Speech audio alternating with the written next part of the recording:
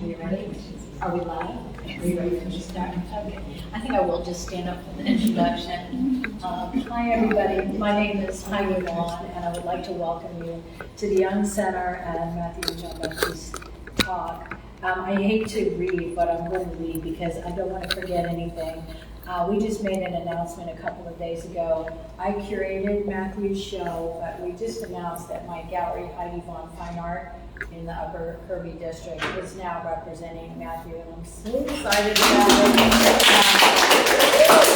I adore him and his family, his wife, his art, and it's really an honor and a privilege. So, can you hear okay? Is the sound coming? Okay. I'll start by introducing Mathieu. Mathieu Jean-Baptiste's artwork is displayed locally, nationally, and globally in museums, governmental buildings, educational institutions, healthcare clinics, hospitals, in murals, and in private art collections.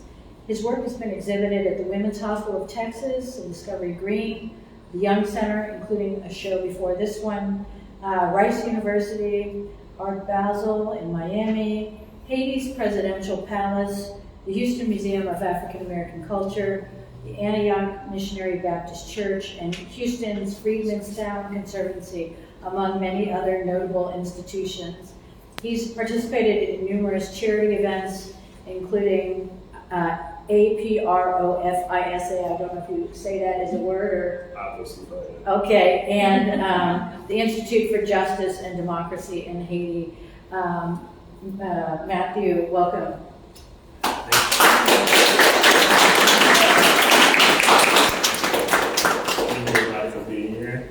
My name is Mathieu Jean-Baptiste, and we're in good hands today, so we'll be having some good conversations. And I don't know if my mic's working, but I'll be projected. They should be hearing me clear and loud and clear. So, yeah. Okay, and then the other person I'd like to introduce is Sledge Leonidas.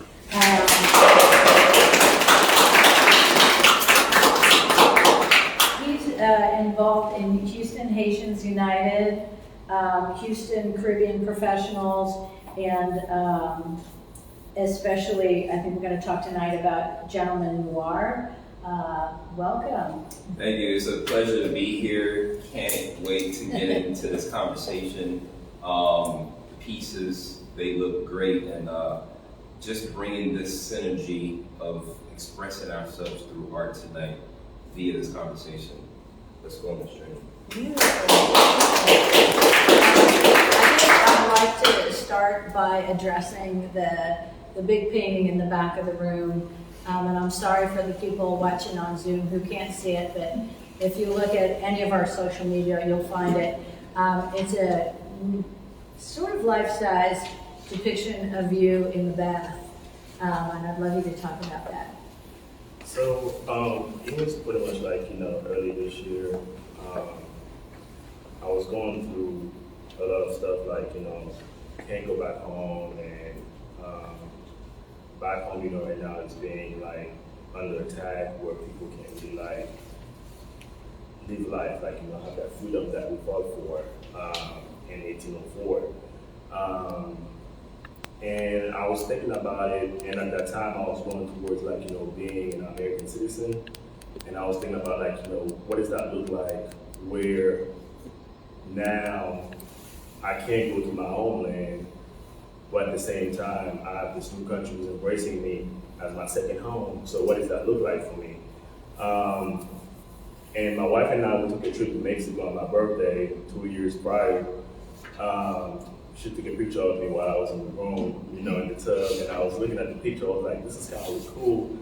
How can this be a piece of art that not only bring like, the leisure of me, like, being in the bathtub, but how can that be like, something that I can document and then, years from now and think about like what I went through and my new journey. So when I thought about the piece, I was like, I'm gonna use this picture as a sense of me washing part of my Haitianness, giving part of that freedom to my second home, which is the United States now. you know, I took the test, and then they did the whole ceremony, giving me an American flag, and then I was waving it and stuff. And on my way back to the house, I was like, but what does that look like? What does that mean? Like, does that mean like, you know, I'm American now? Because I still speak English with an accent. I still look Haitian. I still dress Haitian sometimes. And I was like, how can I still let people know, hey, I may have this new status now, but hey, I'm still Haitian. So that's where this whole piece came together.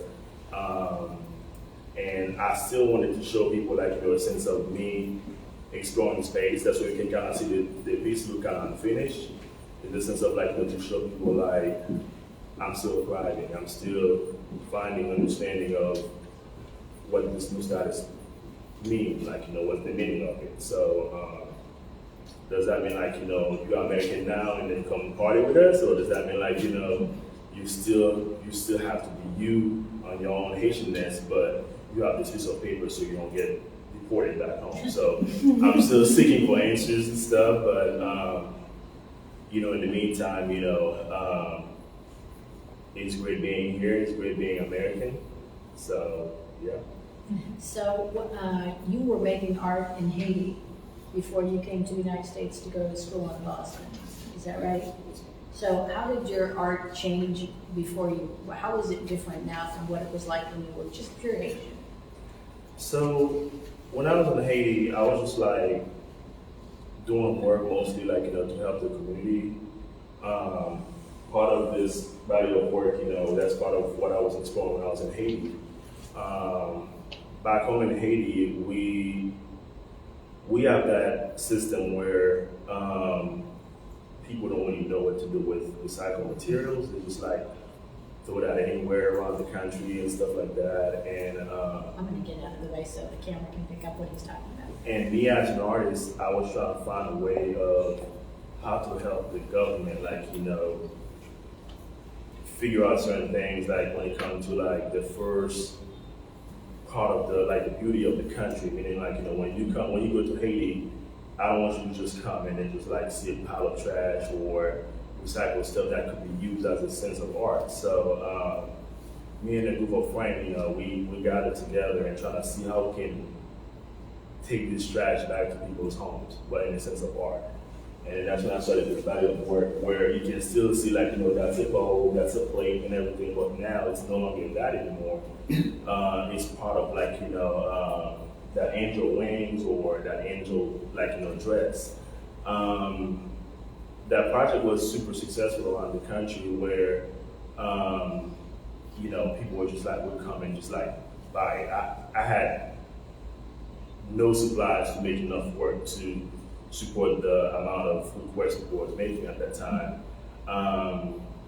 And when I came here, I was like, I would love to keep doing this body of work, but you can't just find this stuff anywhere. There's a truck that comes in and pick them up in front of your house. So now I have to go to the metal shop and pay a fee and get in there and then hoping I find something that I can use. And so since I've been here, I've only made 3. This one, and then there's a guitar on the other side of the wall, and then I made another mermaid, and that one is sold.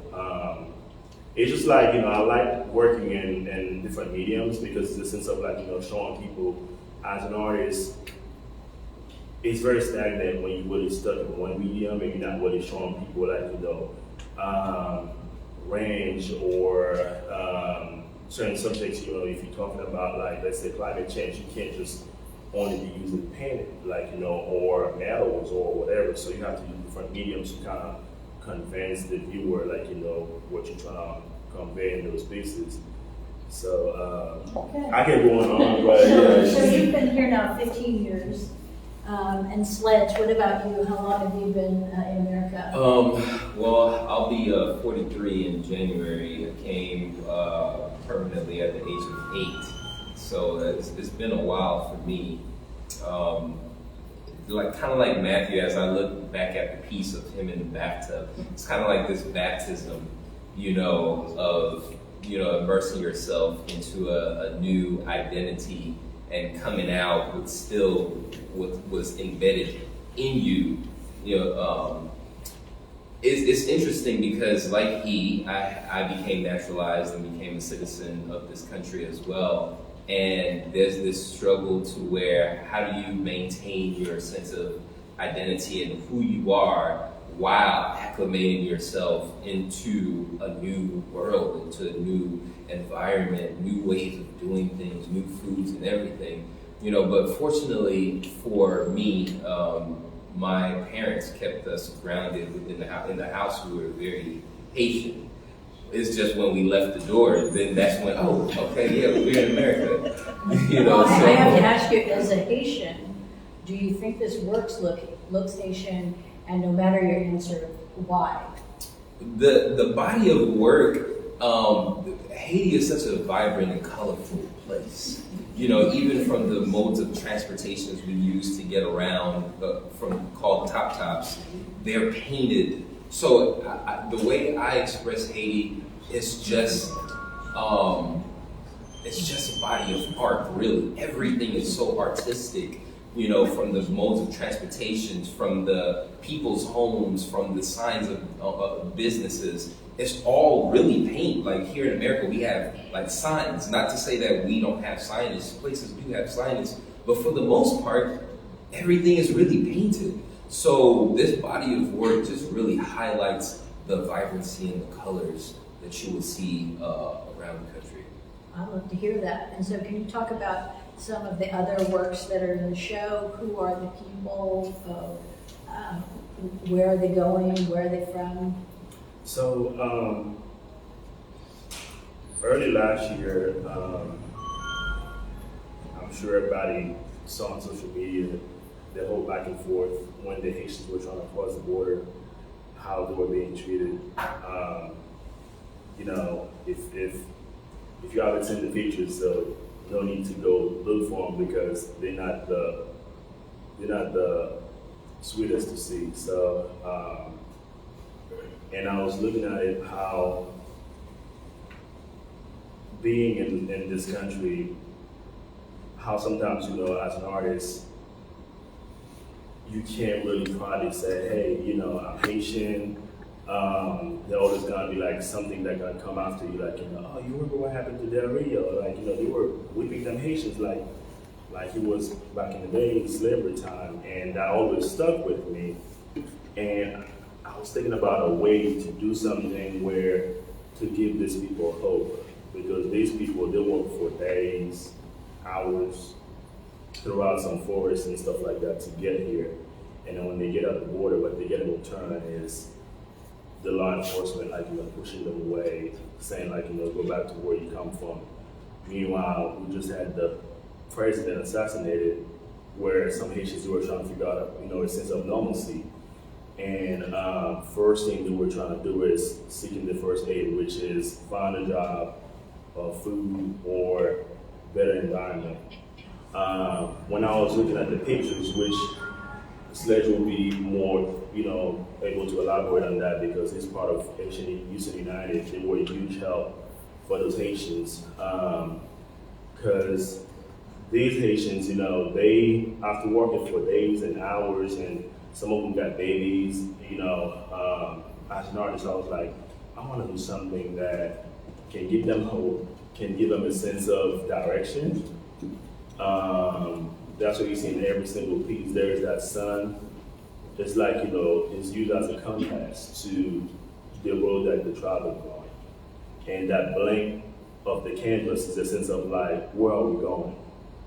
So, or when we get where we think we're going, how are we gonna create that space and make it kind of like very welcoming, not feeling like, we're in a new environment, we can still create Haiti, but in a new habitat. So, as an artist, he was very excited to see those pictures, and I wanted to kind of use Haitians that I really knew from the scene, but because of human rights and everything, you can just use those people like that. Because while he was trying to help them with first aid, they had a barber shop that was cutting their hair, they was giving them food, new clothes. I was like, it would be weird for me as an artist to come around with a camera. Can I take a picture of you? So I kind of went a different route where I've lived like, almost like half of my life in Haiti. I know what Haitians look like. So I was like, I'm gonna improvise and mostly like, use the clothing, the attire to kind of bring the Haitianness to a point where like when people see those pieces, they can say, hey, that's from that's not America. As you can see the picture over there, you can kind of see the levee on her sweater. That's really like a symbol that we use back home in Haiti when we're doing like our Haitian ceremony, like that voodoo ceremony that people are scared of Haitians for. We use a lot of color patterns like that. So and her over here with the fro, so the gray dress, that's something like that's a Haitian traditional type of dress that you will see anywhere around the country. I wanted to use stuff like that so people can kind of feel like, who are these people? Where are they from? Why do they look the way they look? So, and in the back, that big picture in the back with the yellow background, a lot of time as Haitian, which I can go on with some stories, sometimes, growing up in a Haitian household, you can't really get to be yourself until you go elsewhere to kind of really become who you really want to become. A lot of people, don't know who they are until they move to America or elsewhere or wherever, because no matter how old you are in Haiti, you always got that parents shadow over you everywhere you go around the house. Why are you dressing like that? Why your pants look like this? So you can't really be you. And I call this piece Proud, which I'm doing a play on word, which is like, what happiness look like when you really step on your own and, like finding your true identity without having somebody really on your back. She puts me in such a great mood to look at her. She does look genuinely very, very happy. It's such an uplifting work. And I would say in general, the work is very uplifting. The colors are amazing. And everyone is attractive. Everyone looks confident. People don't look stressed out. They look, certain of where they are. And I know you are just a generally optimistic person. Can you talk a little bit about the people you've depicted? Are they generally particular people Are they from your imagination? So the lady in the yellow background, that's a lady that I know. She's from New York. She's Haitian. She's a model. And then I've always had that passion for people with darker gums. So when I saw her, I was like, there's something in this picture that every time I look at it, it brings me some type of light and happiness, in the sense of like where artistically I didn't know how to articulate that, but that is a big smile. But you can see it's a genuine smile. Yeah. So when you look at her, you want to smile as well, and she took the picture for a project, but I was like, you gotta let me use that for my body of work I'm working on for my show, and I was like, it's not gonna look like it is in the picture because I don't want to do just like a self-portrait of you. I want to use it as a part of the series. So I added the turtleneck on a shirt, and then I added that color pattern on her hair and stuff like that to give a sense of like artistic, how that big smile you're seeing is pretty much like how inside of her mind is looking too. It's not just like I'm just smiling on the outside, and then in the inside, I'm sort of type of sad or not really like I've been seeing what tomorrow is gonna bring or something. She's in a space where she's thinking for herself. She's happy with who she is. So she looks very confident, and I know we're going to talk about Gentleman Noir in a little while. But I would say of all the people, like you make Haitian people look really good. They look like they're happy with themselves, and they don't look downtrodden, they look like they carry themselves with pride. And also to touch on that, not all of them are Haitian. Okay. Like those two over there, those are my stepkids. So Yes. wanted to play on that as well. Because I was playing with a sense of like, what is living with a Haitian stepfather look like as well. And I love that one, by the way. Yeah, I brought them to this area as well, in the sense of like, to have their own sense of that taste of being around, like, no culture, no identity,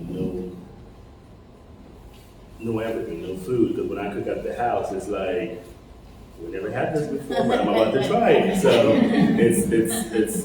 it's a sense of like, to invite not only Haitians, but, people that I'm around into the work to give them a sense of like, what is the as well. Yeah. And the painting over here with the two sisters and the bees. I'd love you to talk about bees. You've had bees and honey in your work. There's a bee painting that's in the other room. But I'd love you to, we had an interesting thing happen when we were hanging the show. It turns out, just coincidentally, the Houston Beekeepers Association had a meeting here. And they told me that they never meet here. And they were having a honey tasting and a blind taste test meeting thing, and they saw the bees, and they're like, this is a great synergy, we got to talk about this. But talk about bees. Why are you attracted to bees? So to talk about this one in particular, I when I was making this work, I got two sisters, and it's always great to just sit back and see how they work together. And my older sister, she's like a second mom to my little sister, so she used to get the meetings. She used to get the straight talk, like, no, you don't do this. Sometimes my mom would sit back and watch. I wanted to invite that into the work as well, to show people, like, how no matter the fight, the misunderstanding sometimes the two sisters can have, but they still come in the middle and work together as a sense of like, family, and adding the bees in the sense of like, community. Because if you sit back and look at a beehive, the way they work together is very interesting, because everybody working for one common goal. Their goal always to make honey and protect the queen. So no matter what happens here, we're gonna make sure the queen is okay. And in my work, often I bring the bees just to bring that Haitian community that I'm missing back home, that I'm still seeking to find here. Because I always make joke at my house how people sit in really close proximity in Haiti, where over here people will be like, man, I need some space. Like, so back home, you can get in a city bus where everybody just like clumped up on each other, and then you don't hear nobody saying like, man, you too close to me, or no. They find a way to make it work. But here, I can get on a metro bus where I'm the only passenger in there. Like, and then somebody comes, they just gotta sit way in the back. We don't get to talk, like, but in Haiti we have that closeness where we always find a way where we work together, we help each other. And I always try to carry that all throughout my work, in the sense of like to show people how, if we can take one step back and look at everything, how we can kind of work together as one group of people that I call the human race. Well, I'd love to talk a little bit about you two and how you know each other and what you do with Gentleman Noir. Well, so Gentleman Noir is a brand that I have that focuses on the expressions from a gentleman's perspective, from the arts to food to travel to fashion and design, really curating different experiences for people to touch and feel and see what that's like from a different perspective. The minority perspective in particularly.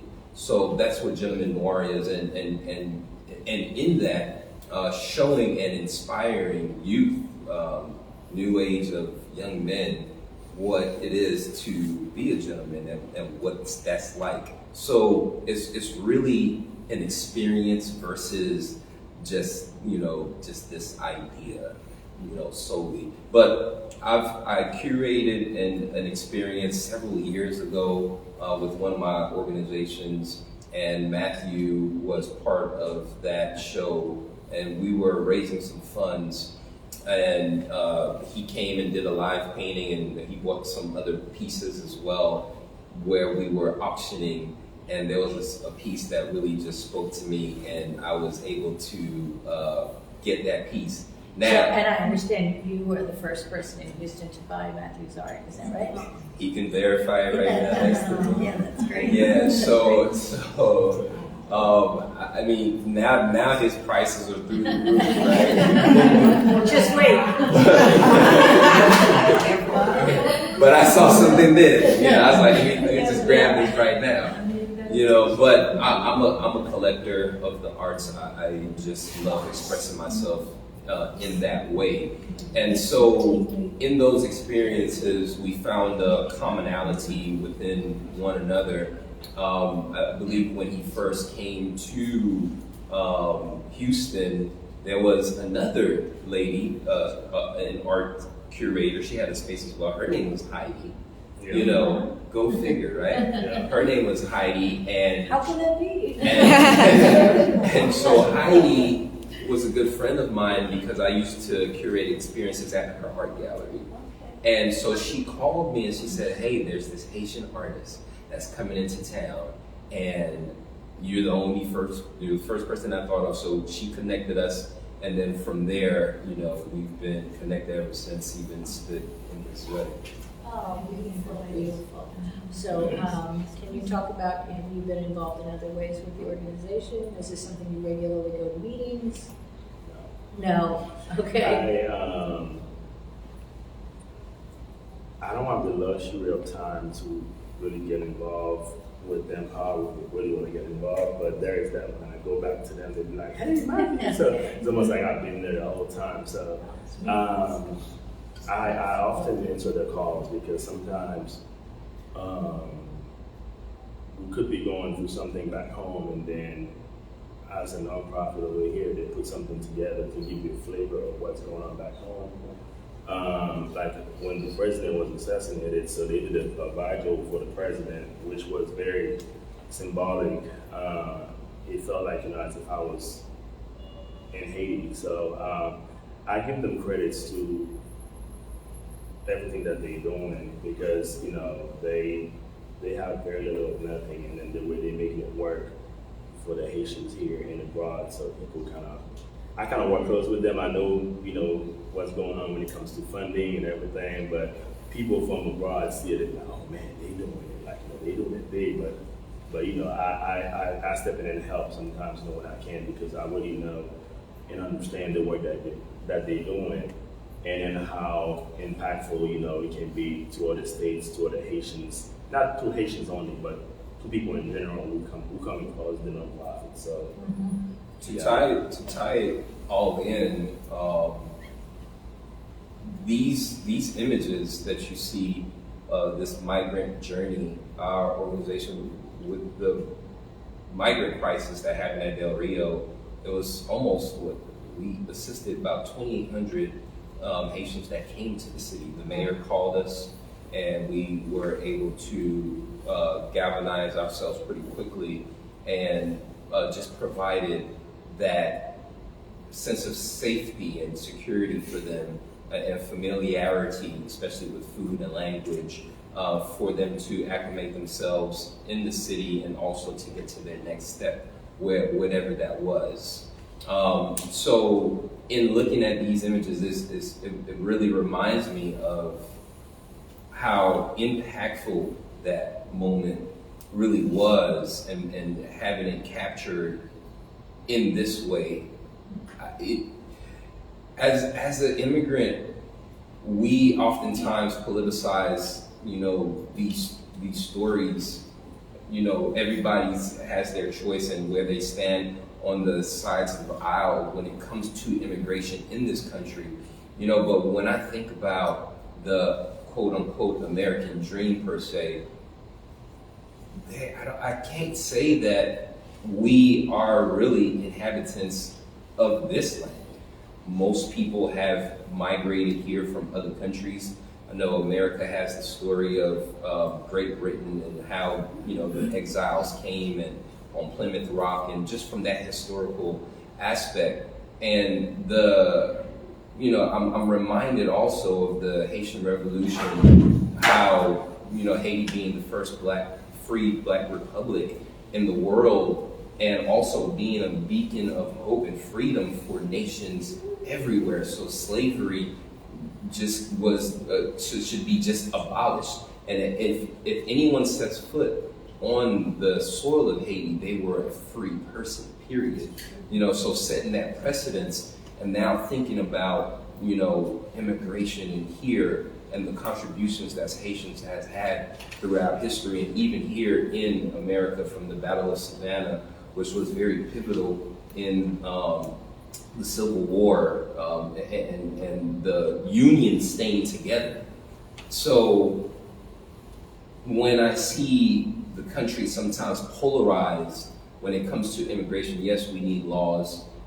Yes, there needs to be processes, but having a direct path to making that happen and not making it such a evil conversation to have, and not making it in a way to where people that are migrating here or taking a risk to traveling so many countries, they're not bad people. It's not a bad thing, because at one point or the other, one way down the line, whether it was 10 generations removed or whether it was just yesterday, there was a immigration story. I'm an immigrant, child of an immigrant myself. My father was displaced after World War II and came to the United States from Austria. Everybody is from somewhere if you go not too far back. Well, this seems like the perfect time to talk about the other room. Can you talk about the objects that are in the other room here? Yes, absolutely. I don't know if anybody has had a chance to go to the other room. I kind of feel like we need to be in that space too. But in my travels, I go home, in home Haiti. I go back at least once or twice a year. And in my journeys, I try to bring back a piece of something that I can hold on to. I'm an art collector, and so I take, you know, unique pieces that I would find from my grandmother's, you know, closet, or my uncle's, you know, spoon, or something that they're not looking at it as like, you know, oh my God, this is a piece of art. But me knowing that this is an artifact that needs to be preserved, because once I leave this land, I won't have access to it anymore. So then now the value of it changes, you know, because it's no longer accessible. I think that's part of the beauty of art as well, or anything that you collect it because you know that it has some value to it. Maybe, you know, in the daily uses of these objects from the people that created them, it's like, oh, that's just a saucer, that's just a bowl, you know. But now you remove that artifact and you place it in Europe, or you place it in China, then that's something foreign. Now, this is a foreign object. Now, this foreign object is now something to be studied. Why was it used? How was it used? You know, why was it created in the first place? So now, once we're gone from, you know, this earth and our souls are hovering around somewhere, right? People will study the things that we wore. People will study the things that we use, the shoes that we wore. Why they wear watches like this? It becomes a point of study.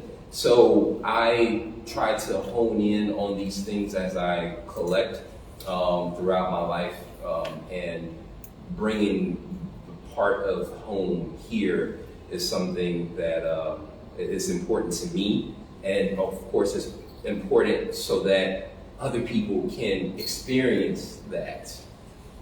Is there anything else you want to say before we open up for questions? I think, that painting there in that very corner with the blue Can water. you show it on that? This is the first painting I started this series with. And it was the dialogue that started the whole idea for the show. Because when the whole chaos was going in Haiti, a lot of Haitians who were living in Haiti, going through some of the Caribbean countries, with the hope just to make it to Mexico so they can walk across the border. The whole hope was America is the destination, is where we want to establish, where we want to have everything that we're looking for. And people, they're just setting everything. Some of them, they sell their houses, cars, or whatever. It's like, we got to get on this journey where we need to start somewhere else. Here is not the spot for to raise kids or to give them the first education or something like that. We have to go somewhere else and find that. And then through finding that, we can go back home and then help rebuild. So this painting is a sense of that story where I was thinking about, like, what does that look like with someone who's like selling everything they got, getting on a little raft that barely looks like it can make them, it can cross them safely to the other side, which is that mountain you've seen with all the bold colors. This is the destination where they're headed, where they think everything is greener, everything is like milk and honey, but it shows a sense of, like, they're putting themselves through danger, the desperation that, we're gonna have to try everything we could just to give our child the best education, where we can live like, how we think human beings should live, where we can be exposed to other type of politics, or where we can financially be able to stabilize our families and then go back to establish some type of normalcy to our country. So that was the first piece that I made, just to give me an understanding to what the rest of the body of work is gonna look like, which is what you're seeing around. The blue water is something like, people would go to Haiti for, and seeing how somebody just like, on a boat going away from that. It's like leaving everything leaving your pride behind, and then just like hoping that you can embrace something better. And I wanted to document all that, in this piece where I left the white background, which is plain canvas, as a sense of like, when we get to where we're going, let's come back and then finish the piece by adding maybe a sky or maybe something that you found that you didn't have before. Let's put it in the background. So when I made these pieces, I didn't really know, if they were going to be well received. But throughout reading and listening to the radio, I would be on the radio like every day, listening to the Haitian news and stuff. And I kept thinking to myself, like, this got to be documented, because years from now, we're gonna have kids who's going to ask, like, what happened to that president who got assassinated? What happened? What was the aftermath look like? So these paintings gonna give you a sense of like somebody was trying something to give those Haitians hope, in a sense of like a sense of directions with bold colors and bringing all of us together. Because I made up most of the paintings in twos just to give you a sense of like, no matter what happens, we stuck together. We're always gonna be together. We're traveling together. Because often the Haitians that were trying to migrate here after the assassination of the president, they were families. Randomly, you would find one person by themselves, but it would be like a group of families together, where sometimes, the men would be the leader. Sometimes you find out, like, no, it's not them, it is the woman who know the route. So it's just different type of journeys they put themselves into. That's why I got touched so bad, because I was like, I was privileged enough to get a visa through what I know how to do, which is art. I'm blessed and fortunate. But these people, not many people, have talent like me to get a thesis. So sometimes, you have to go to the hard way to get the outcome you're looking for. But me, growing up, I grew up in a way where now I understand the value of the dollar. I understand the value of having clean water. I understand the value of having friends. So that's why I cherish all these things till today, because I do know all that can be taken away just like that. Meaning these Haitians, after selling everything, when they got deported back to Haiti, so some of them, they had to live on the street because, after leaving, not having the friends, not having a sense of community anymore, you become just like, this is a new home for you. Especially if your kids were born throughout that journey, you bring them back home, they don't know this new space. What is this space? So yeah, just in case you're wondering why, some pieces got 2-3 people on them, it's like, family traveling together, a sense of like, togetherness. No matter what happens, we're in it together. So, yeah. Really beautiful overview. Thank you very much. Does anyone have a question? I'm wondering if, Matthew, you came to the States, did you land in Houston first? Or did you come with someone, or did you come alone? So when I first came to the U.S., I was in Haiti, where we started a whole movement for climate change. That's why I was making a lot of this work. So there was a contest where they wanted us to create pieces on what is climate change means to you. So what does that look like? And it was 6 of us. We had to create pieces just to compete against each other. So it was a silly idea. But at that time, I thought it was the best idea. But now, I'm just like over it. So I won first place for that contest, where the prize was to come to Boston to do a group show together. Which all of us, all 6 came. We did a show in Boston. And then throughout the show, the president of the school, came and saw my work, and it was like, who is this artist? Can I meet him? And then, just first time in the US, barely spoke English, and I was like, the president want to meet you. I'm like, the president? And I was like, you mean the president of the United States? He said, no, the president of the school. And I was like, your school got president? And I met with the president, so it was like, I had a translator at that time. They were translating, man, he loved your work so much, he bought a piece. And then he was like, my 4th year student can't do that. And then I was like, when I heard that, I was like, this is great work. And I started thinking to myself, the 4th year can't do that, okay.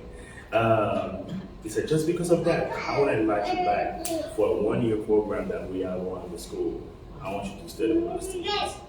And we all went back home to Haiti, and I came back by myself, and then, studied with, those students and stuff like that, which was a great moment. And which school was that? BU, Boston University. How old were you? When that happened, how old were you? 25-ish. I was super young. I was like, I thought I was the man. I get to go by, it's just like, that was a sense of acknowledging my work in a sense where I felt valued around that time, because it was a learning process too, because I didn't really know if school had presidents over here, and when I heard he's the guy all over the whole campus, oh, you love your work. And when he bought a piece, I was like, oh, you really love my work. So that kind of led me to, after studying with his students, I went back home to Haiti. I kind of took all the knowledge and new stuff that I learned, and did a few teachings and stuff like that. I was teaching inmates back home in Haiti. You said inmates. Yeah. Where was that?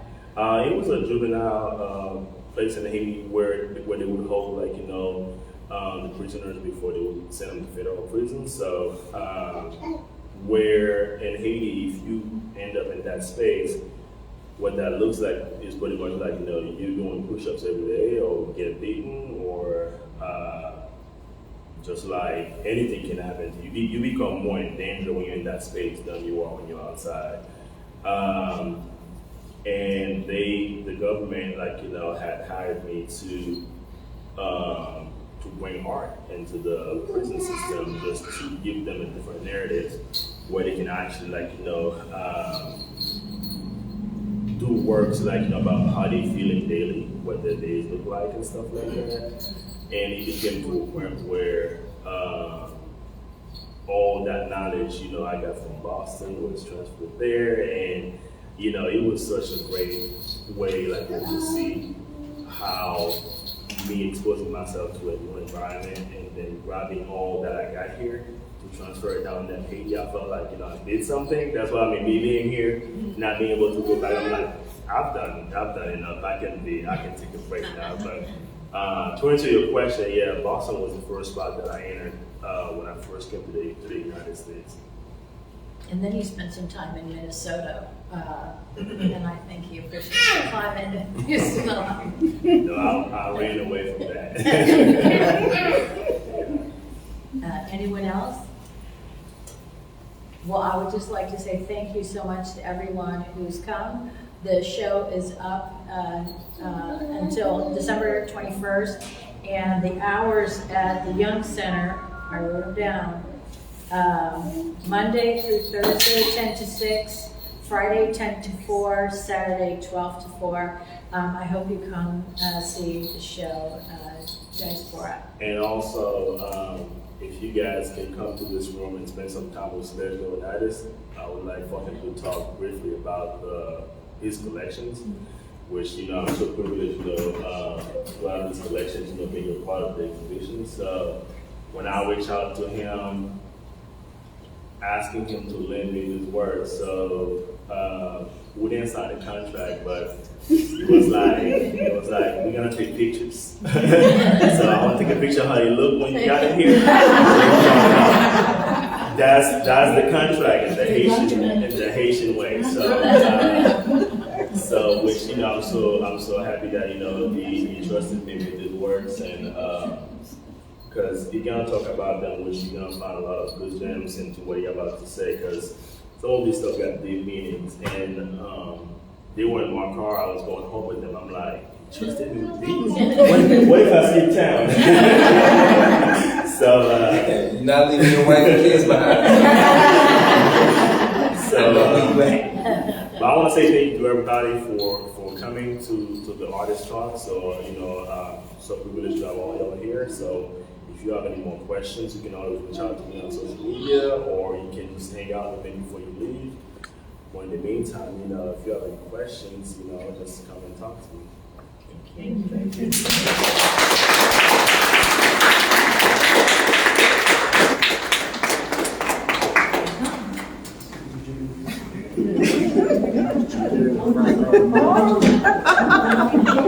I need to do that. There's an event at the camp that Sunday Wiley shows. That might be a really, no, it's not that, but that's probably a good time to see. It's going to be nice graphic.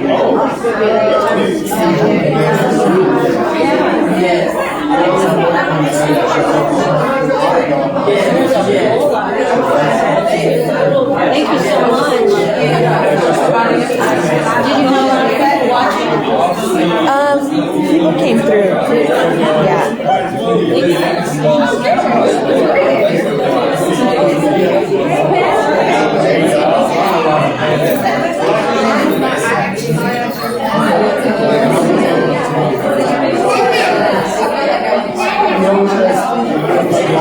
Thank you.